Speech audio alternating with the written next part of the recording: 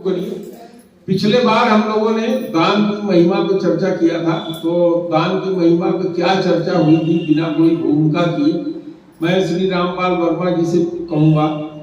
रामपाल और वर्मा दोनों एक हो गए, इनका नाम है धूपचंद वर्मा, लेकिन ये चूंकि दोनों लोग आश्रम से बहुत जुड़े हुए हैं तो नाम तो रामपाल जी का मैंने लिया और वर्मा इनका लगा दिया। तो मेरा मतलब है धूपचंद वर्मा से मैं कहूंगा कि आप बैठे बैठे या खड़े होकर के, पिछले सत्र में हम लोगों ने दान पर चर्चा किया था कि दान क्या है, किसको दिया जाना चाहिए, क्या इसका हेतु है। इस पे जितना आपको याद हो उस पे चर्चा करिए, क्योंकि जरूरी नहीं बहुत लंबी चीज है सबको पूरा याद हो। शुरू करिए। सदगुरुदेव भगवान के चरणों में बारंबार प्रणाम। आए हुए सभी साधुओं को मेरा प्रणाम। पिछले कई हफ्तों से दान के बारे में गुरुदेव से चर्चा में सुन रहे हैं, जो रामचरितमानस से लिया गया था कि धर्म के 4 पद हैं। सत्य है, गुरुदेव ने उसको बताया, जिसमें सबका कल्याण हो, सबका हित हो, सत्य हितम। मन, वचन और कर्म से सत्य बोलना चाहिए। दूसरा था तप। गुरुदेव ने बताया कि तप यानी तपस्या, जैसे राजा भगीरथ ने अपने पुरखों को तारने के लिए तपस्या किया था। और तीसरा काफी उठाना है तो दया, हाँ। जिसमें किसी असहाय के प्रति जो दया के काबिल है, सहानुभूति के काबिल है, उसके प्रति सहानुभूत दया प्रकट करना। और चौथा आया था दान, जिसमें दान की महिमा को बताते हुए गुरुदेव ने बहुत विस्तृत रूप से चर्चा किया है, जिसमें कुछ हमें जो याद है वो आपके सामने रखेंगे। गुरुदेव ने बताया कि दान के बारे में, कि दान किस तरह से लोगों को दिया जाना चाहिए, दान कितने प्रकार के होते हैं, दान के बारे में बहुत सारी बातें गुरुदेव ने बताई। जिसमें शुरुआत में ये बताया गया हमको कि नारद जी और अर्जुन जी, इन दोनों का संवाद हो रहा है। नारद जी है जो अर्जुन को बता रहे हैं कि एक दिन वो घूमते घूमते पहुंचे किसी जगह पर, तो वो कपिल मुनि के साथ में वहां प्रवेश कर गए उनके वहां। तो देखा वहां ब्रह्मा जी बैठे हुए हैं। उन्होंने, सब लोगों ने प्रणाम किया ब्रह्मा जी को। ब्रह्मा जी ने पूछा कि आप लोग विचरण जो कर रहे हैं, ब्राह्मणों से पूछा कि इस पृथ्वी पर, इस सृष्टि में क्या हो रहा है। तो उग्रश्रवा नाम के एक ब्राह्मण थे, उन्होंने प्रणाम किया और कहा, प्रभु सूर्य के आगे दीपक दिखाने जैसा होगा, हम आपको कुछ बताएं। फिर भी आपने जो हमको निवेदन, हमको जो कहा है, मैं अवश्य ही कुछ निवेदन करूंगा। उन्होंने बताया कि कात्यायन एक ऋषि हैं जो बहुत तत्वदर्शी हैं, तत्व को जानने की इच्छा रखने वाले हैं। उन्होंने एक पैर के अंगूठे के बल खड़े होकर 100 वर्षों तक घोर तपस्या किया। तब उनको जाकर आकाशवाणी हुई। आकाशवाणी में ये बताया गया कि आप जाओ, सरस्वती नदी के किनारे सारस्वत मुनि से जो आप सार तत्व को जानना चाहते हैं, संसार का जो सार तत्व है उसको जानना चाहते हैं, वो सारस्वत मुनि से जाकर पूछो। वो जाकर सारस्वत मुनि के वहां सरस्वती नदी के किनारे पहुंचे। उन्होंने उनको प्रणाम किया और कहा कि प्रभु, आपसे कुछ जानने की इच्छा से आया हूं। उन्होंने कहा कि प्रभु, कुछ लोग योग को महत्व देते हैं, कुछ लोग सत्य को महत्व देते हैं, कुछ लोग सांख्य को महत्व देते हैं, कुछ लोग दया को महत्व देते हैं, कुछ लोग किसी का अनुपालन करते हैं। प्रभु, आप हमको मार्गदर्शन करिए और हमको सार तत्व बताइए। तो सरस्वती जी ने कहा कि माँ सरस्वती जी ने जो मुझे ज्ञान दिया है, जो उपदेश दिया है, उन्होंने ये भी कहा कि कुछ लोग मिट्टी के ढेले और सोने में समान भाव रखते हैं।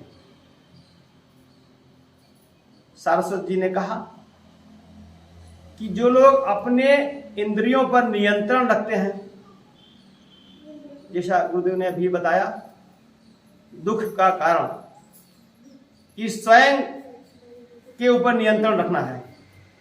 तो यहां से शुरू किया उन्होंने कि जो लोग अपने इंद्रियों पर नियंत्रण रखते हैं और उन्होंने ये भी कहा कि मनुष्य धन कमाने के लिए अनेक प्रयत्न करता है। जैसे समुद्र में असीमित गहराई है, पैसे कमाने के लिए उसमें भी चला जाता है, और घने जंगल में रात में ड्यूटी करता है, जहां बाघ, भालू और सांप बिच्छू रहते हैं, उसका भी डर उसको रहता है। उसके बावजूद जो धन कमाता है, उस कमाए हुए धन से जो कुछ इकट्ठा करता है, वो अपने प्राणों से अधिक उसको प्यारा होता है। यदि वह धन उसमें से अपने हाथ से किसी को दान देता है, वो सर्वश्रेष्ठ होता है। तो उन्होंने आगे फिर कहा कि भगवान, दान कितना देना चाहिए? उन्होंने कहा दान थोड़ा हो या अधिक हो, ये महत्व नहीं रखता। ये हमको पार करने के लिए ये नहीं जरूरी है कि बहुत ही धन होना चाहिए। हमारी श्रद्धा, हमारा श्रद्धा होना चाहिए कि हम किस तरह से दान दे रहे हैं। जैसे किसी को हम दान दे रहे हैं और उसको दुत्कार के दान दे रहे हैं, किसी को दान दिया और कह दिया ये दान देने के पात्र नहीं है, ये वो है, दुनिया भर की बात कहें, तो दान हमारा व्यर्थ हो जाएगा, वो हमारे किसी काम का नहीं रहेगा। दान के बारे में कई चीजें बताया है गुरुजी ने कि जैसे कोई भरी सभा है, यहाँ कोई एक भीख मांगने वाला आ गया, हमने उसको सबके समाज में इस करके दे दिया कि लोग ये ना समझें कि हमसे मांग रहा है कि हम नहीं दे रहे हैं, तो समाज को देखते हुए वो दे रहे हैं, वो लज्जा दान हो गया। किसी स्त्री प्रसंग बस किसी को कोई दान देता है, किसी को देता है, वो काम में दान हो गया। और किसी धर्म के कार्य के लिए अगर कोई दान देता है तो वो धर्म दान हो गया। तो ये चर्चा सारस्वत मुनि और उनके बीच हो रही है। नारद जी ने बताया कि हम इधर, नारद जी ने कहा कि हम चलते चलते एक दिन पहुंचे भृगु जी के पास। भृगु जी जो इस टाइम गुजरात में सौराष्ट्र के नाम से है, उस प्रदेश में मही नदी के किनारे वहां पहुंचे। तो उनसे जाकर कहा कि हम कुछ जो सबसे योग्य जमीन हो उसको दान देना चाहते हैं। तो उन्होंने जाकर मही नदी के किनारे देखा, भृगु जी के साथ में गए, बहुत सुंदर जगह थी। उन्होंने कहा ये जमीन दान देने योग्य है, पर हम इसको प्राप्त कैसे करें? उस समय वहां के राजा धर्म वर्मा थे। तो जब ये धीरे धीरे नारद जी आगे बढ़े तो उन्होंने देखा कि नदी में कुछ लोग स्नान कर रहे हैं। तो उनसे उन्होंने पूछा, तो उन्होंने बताया कि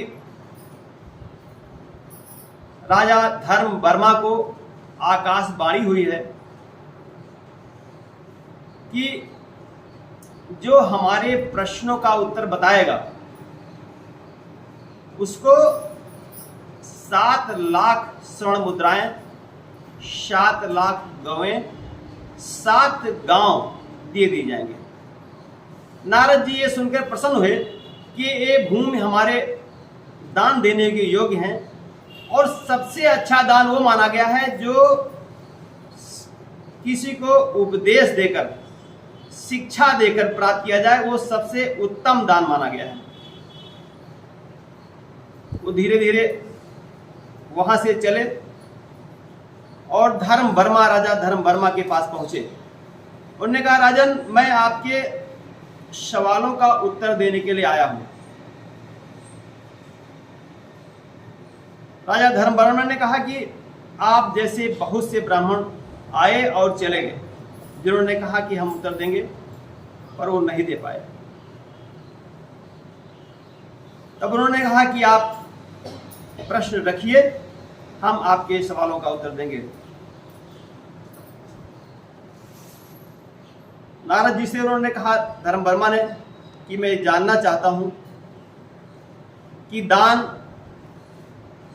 किस प्रकार किस व्यक्ति को दिया जाए, उसके कितने अधिष्ठान हैं,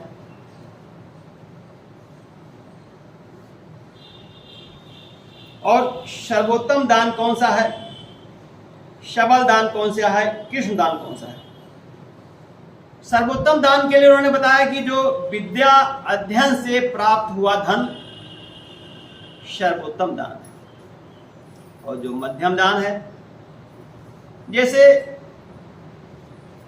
तालाब बनवाना, कुएं खुदवाना, बगीचे लगवाना, यानी जन कल्याण का जिसमें काम हो, वो मध्यम कैटेगरी का दान है। और निम्न स्तर का जो दान है, जैसे जुआ खेलकर जो पैसा कमाना, हत्या करना, चोरी करना, किसी का अहित करके जो पैसे कमा के दान किया जाता है, ये सबसे लोएस्ट स्टेज का दान कहा गया है।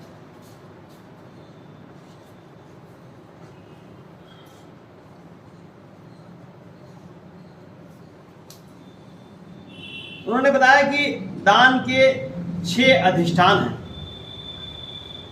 जैसे हमारे शरीर में अंग हैं, 4 प्रकार हैं, 3 भेद हैं। राजा ने कहा उसे जो बताएगा वही उन्होंने बताया कि जैसे हमने जो घोषणा कर रखा है कि 7 लाख गवें, 7 लाख स्वर्ण मुद्राएं और 7 गांव दूंगा।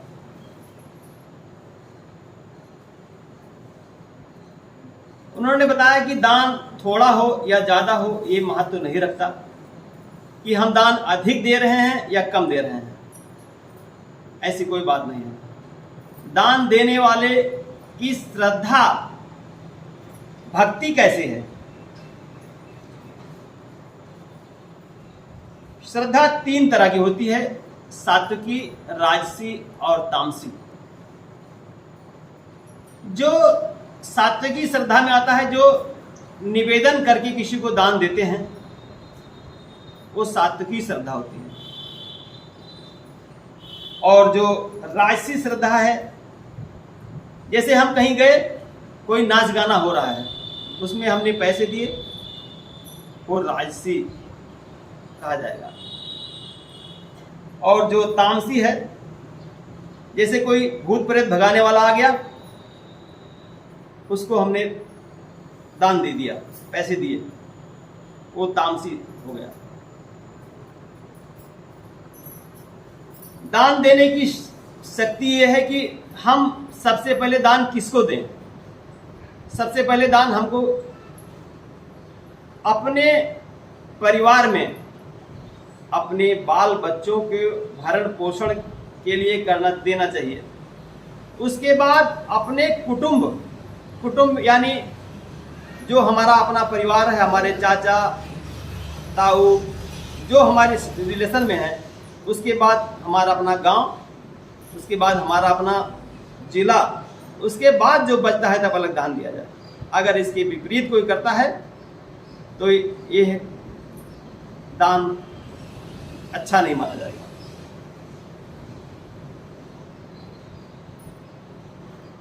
दान के 6 अधिष्ठान बताए गए हैं। जैसे पहला है अर्थदान। जैसे मेरा काम कोई सफल हो जाए, मेरा काम होना है, जो पैसे देकर करा लूं, वो हो गया अर्थदान। दूसरा गुरुदेव ने बताया कामदान। जैसे कोई स्त्री प्रसंग बस किसी को दान दे, वो हो गया कामदान। और तीसरा बताया लज्जादान, जो समूह में दिया गया दान है, जो लज्जा के बस दिया गया दान है, वो लज्जादान। और चौथा हर्षदान, किसी का बच्चा हुआ, किसी की शादी हुई, कोई इस तरह से कोई कार्यक्रम हुआ, उसमें लोग खुशी से पैसे लुटाते हैं, वो हो गया हर्षदान। और भयदान, जैसे किसी को डर लग रहा है कि हमको पुलिस पकड़ ले जाएगी, वो दान देता है तो उसको भयदान कहा जाता है। उसको पैसे देता है, उसको भयदान कहा जाता है।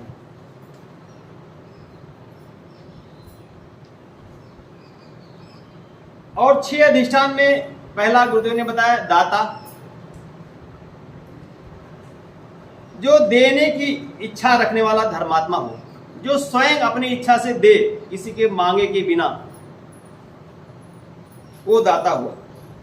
प्रतिग्रहिता, योनि दोष से मुक्त, यानी उसके माता पिता, वो अपने जैसे वो उसकी माता भी उसी कुल की हो, उसका पिता हुआ, पिता भी उसी कुल का हो। शायद हम भूल रहे हो तो गुरुदेव से प्रार्थना करेंगे, बाद में इसको बता। प्रतिग्रहिता के बारे में हमें शायद ठीक से जानकारी नहीं है, गुरु जी बाद में बता देंगे। और तीसरा है शुद्धि, जो किसी को बिना सताए हुए धन कमाए, मेहनत और ईमानदारी से कमाया हुआ धन शुद्धि धन कहा जाता है। धर्म युक्त देय वस्तु, धार्मिक उद्देश्य से जो दिया जाता है वो धर्म युक्त दान कहा जाता है। और देश और काल, ऐसी परिस्थिति में, जैसे देश और काल का मतलब है कि जैसे हमारे प्रधानमंत्री जी ने सारी दुनिया में कोविड फैला हुआ था, सब तरफ लोग तबाही मची हुई थी, हाहाकार मचा हुआ था। भारत ने अपना वैक्सीन बनाया, उन्होंने दुनिया के सैकड़ों देशों को वैक्सीन निःशुल्क उपलब्ध कराया। ये 6 अधिष्ठानों में से एक है।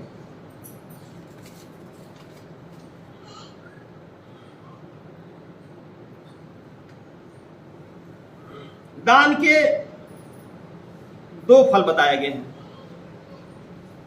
एक असत, जो एक यही लोक के लिए है और एक परलोक के लिए है। असत पुरुषों को दिया जाने वाला दान इस लोक के लिए है, और श्रेष्ठ पुरुषों को दिया जाने वाला दान परलोक के लिए। गुरुजी ने सुबह ही व्याख्या किया था कि किसको माना जाए कि ये असत है और किसको माना जाए कि ये ढूंढना बड़ा मुश्किल है आज की दुनिया में, कि कौन इस योग्य है दान लेने के, जिसमें कोई बुराई ना हो, जो बिल्कुल धर्मपरायण हो, मन वचन कर्म से बिल्कुल शुद्ध हो, वो दान पाने का हकदार है। दान के 4 प्रकार बताए गए हैं। पहला गुरुदेव ने बताया था ध्रुव, जैसे कुआं, पोखरा, तालाब, ये बगीचे आज लगवाना, ये ध्रुव। और त्रिकदान, त्रिकदान जैसे आप घर से निकलते हैं बस में या कहीं जाते हैं, मांगने वाला कोई मिल जाता है, उसको 1 रुपया 8 आने जो कुछ दे देते हैं, वो नित्य दान या त्रिकदान कहते हैं। और तीसरा काम्य दान, जो कामनाओं की पूर्ति के लिए दिया जाने वाला दान है, वो काम्य दान कहा जाता है। और नैमित्तिक दान, जो ग्रहण वगैरह लगता है उस पे जो दान दिया जाता है, या संक्रांति पे जो दान करते हैं लोग, वो नैमित्तिक दान कहा जाता है। दान के 4 प्रकार, 8 वस्तुओं के दान उत्तम माने गए हैं। 4 दान मध्यम है, श्रेष्ठ, कनिष्ठ है। मंदिर बनवाना, महल, विद्या, भूमि, कूप, प्राण, सुवर्ण, ये उत्तम दान माने गए हैं। अन्न, बगीचा, वस्त्र तथा वाहन, अश्व, ये अगर दिया जाता है तो ये मध्यम दान माना गया है। और जो निम्न स्तर का दान है, जैसे जूता है, चप्पल है, छाता है, पत्थर है, लोहा है, लकड़ी है, ये दान है, ये लोअर स्तर का। दान के 3 हेतु बताए गए हैं। देने के पश्चात पश्चाताप हो, जो अपात्र को दिया जाए, जो बिना श्रद्धा किए दिया जाए, वो दान नष्ट हो जाता है। पश्चाताप करके जो दान दिया जाता है वो असुर दान कहा जाता है। और अश्रद्धा से जो दान दिया जाता है वो राक्षस दान कहा जाता है। ब्राह्मण को जो डांट फटकार के दान दिया जाता है वो पैसाज दान कहा जाता है। इतना सब कुछ जब राजा धर्म वर्मा ने सुना तो उन्होंने कहा, मुनिवर, आज तो मेरा जन्म सफल हो गया। अगर ये हम नहीं जान पाते तो ये जीवन हमारा निरर्थक था। हमसे रोज गलतियां हो रही थी। उन्होंने मुनिवर के चरणों में प्रणाम किया। हम गुरुदेव के चरणों में प्रणाम करते हैं। जो गलती होगी हम आप सबसे गुरुदेव से क्षमा करते हैं।